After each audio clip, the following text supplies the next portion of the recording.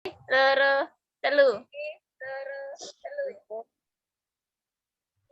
Assalamualaikum warahmatullahi wabarakatuh. Di sini kita kelompok 8 akan mempresentasikan tentang kepemimpinan pendidikan.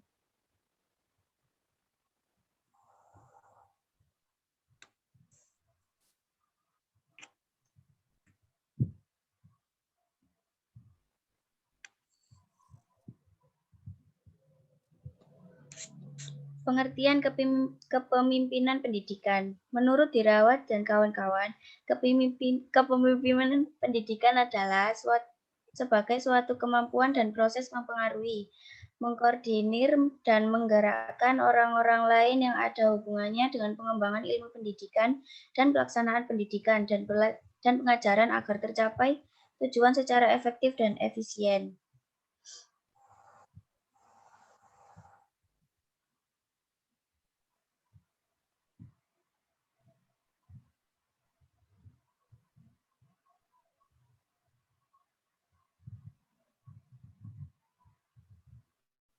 Manfaat kepemimpinan pendidikan.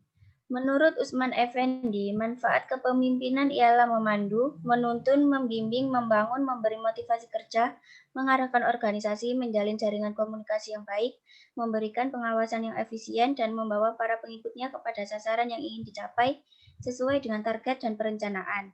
Manfaat utama yaitu 1. Manfaat yang berhubungan dengan tugas atau pemecahan masalah, yaitu menyangkut pemberian saran penyelesaian informasi dan pendapat. 2. Manfaat pemeliharaan kelompok atau sosial, yaitu segala sesuatu yang dapat membantu kelompok berjalan lebih lancar, persetujuan dengan kelompok lain, penengahan perbedaan kelompok, dan sebagainya.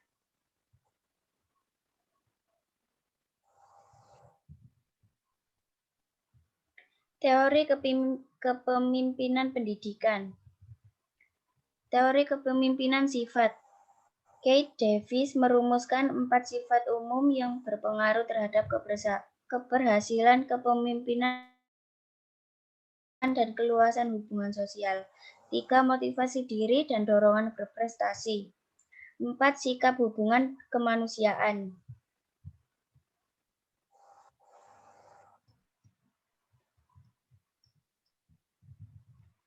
B. Teori kewibawaan pemimpin. Kewibawaan merupakan faktor penting dalam kehidupan kepemimpinan. Sebab dengan faktor itu, seorang pemimpin akan dapat mempengaruhi perilaku orang lain baik secara perorangan maupun kelompok, sehingga orang tersebut bersedia untuk melakukan apa yang dikehendaki oleh pemimpin. C. Teori kepemimpinan situasi. Seorang pemimpin harus merupakan seorang pendiagnosa yang baik dan harus bersifat fleksibel, sesuai dengan perkembangan dan tingkat kedewasaan bawahan. D. Teori kelompok. Agar tujuan kelompok organisasi dapat tercapai, harus ada pertukaran yang positif antara pemimpin dan pengikutnya. Gaya kepemimpinan. White dan Lipit dalam Rekso Hadiprojo tahun 2001 mengemukakan 3 gaya kepemimpinan, yaitu A. Gaya kepemimpinan demokratis.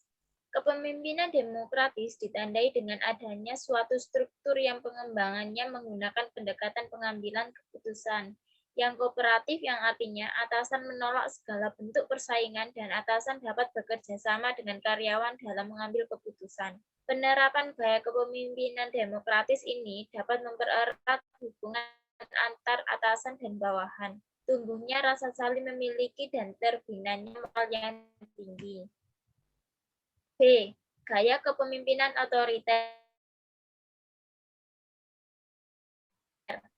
Kepemimpinan otoriter ialah kepemimpinan yang memusatkan dan ditetapkan oleh pertukaran pendapat dengan bawahan. C. Gaya kepemimpinan bebas. Gaya kepemimpinan bebas adalah cara seorang pemimpin dalam menghadapi bawahannya dengan memakai metode pemberian keleluasaan pada bawahan. Model-model kepemimpinan dari para ahli. 1. Model kepemimpinan kontingensi.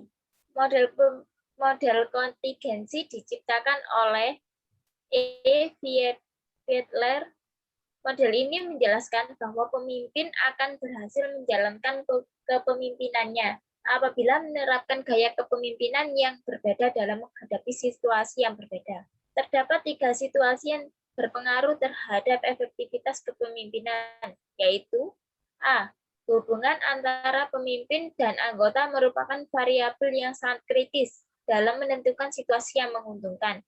B. Derajat susunan tugas merupakan masukan kedua yang sangat penting untuk situasi yang menguntungkan. C. Kedudukan kekuasaan pemimpin yang diperoleh melalui wewenang formal adalah dimensi sangat kritis. Yang ketiga, dimensi dari situasi. 2. Model 3 kepemimpinan. Model 3 dimensi kepemimpinan yaitu yang juga dikenal dengan sebuah 3G. Model karena menghubungkan 3 kelompok gaya kepemimpinan, yaitu kelompok gaya dasar terdiri dari gaya pemisah, pengabdi, penghubung, dan terpadu. 2. Kelompok gaya efektif terdiri dari gaya birokrat, autokrat, bijak, pengembang, dan eksekutif. C. Kelompok gaya tak efektif terdiri dari gaya pelari, autokrat, penganjur, dan kompromis. 3. Model kepemimpinan dinamika kelompok. Terdapat 2 macam perilaku kepemimpinan, yaitu A. Pencapaian beberapa sasaran kelompok khusus identik dengan perilaku pemimpin yang mengutamakan tugas.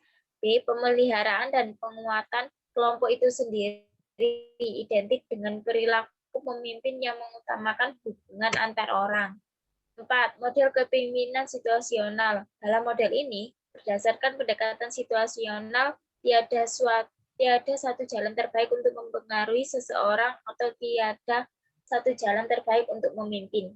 Pendekatan berdasarkan atas hubungan antar perilaku tugas, perilaku hubungan, serta tingkat kematangan bawahan.